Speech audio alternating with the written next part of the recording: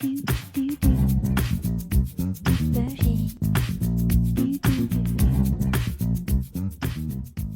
démarche de l'Union populaire est une démarche totalement inédite dans une campagne d'une telle ampleur, puisqu'il s'agit véritablement de faire l'union à la base à travers toutes celles et ceux qui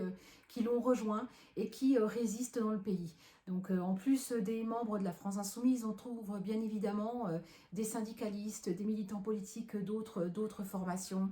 des artistes, des intellectuels, des journalistes qui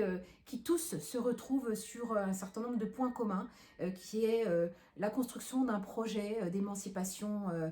humaine, sociale, démocratique et écologiste, et qui se rendent compte qu'on est à un tournant civilisationnel et qu'en avril 2022, il y a véritablement d'un côté le péril raciste et misogyne de Zemmour, Le Pen, etc.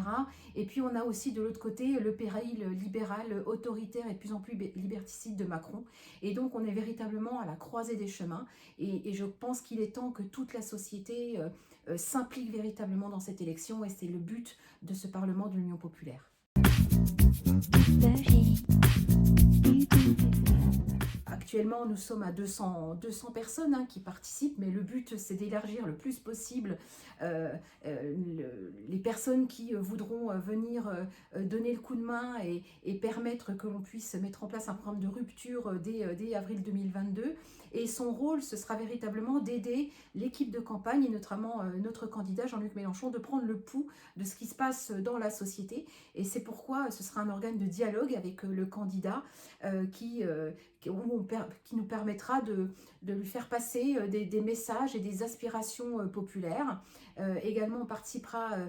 au travail programmatique qui est déjà très grandement enclenché avec le programme de l'avenir en commun qui a été distribué en librairie, qui compte plus de 694 mesures à l'heure actuelle. Mais l'idée, c'est de véritablement montrer que l'on est prêt à gouverner. Et donc, on va construire des plans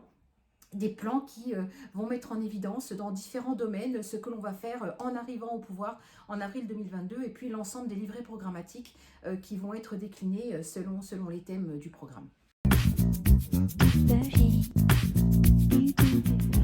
Alors, outre le fait qu'une des grandes nécessités, c'est d'en finir avec cette monarchie présidentielle et la nécessité de convoquer une assemblée constituante pour que le peuple puisse se reconstituer avec de nouvelles règles, une nouvelle organisation et des droits et libertés consacrés par un texte constitutionnel dans la 6e République, il faudra également une grande loi d'urgence sociale, puisqu'on est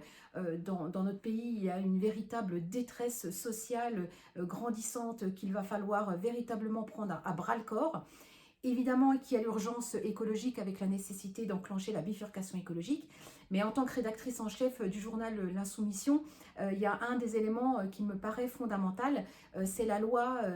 nécessité de réformer le financement des médias et la nécessité de proposer une loi anti-concentration dans les médias et permettre également à ce qu'il y ait des contre-pouvoirs citoyens qui soient effectifs dans les fonctionnements des médias. On sait tous et toutes qu'à l'heure actuelle, les médias sont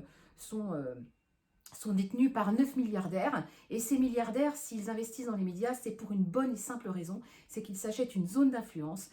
ils ont un agenda politique à mener. Or, la presse et l'information doit être libre, honnête, citoyenne, et il faut absolument garantir cet élément qui est un élément déterminant dans le fonctionnement démocratique.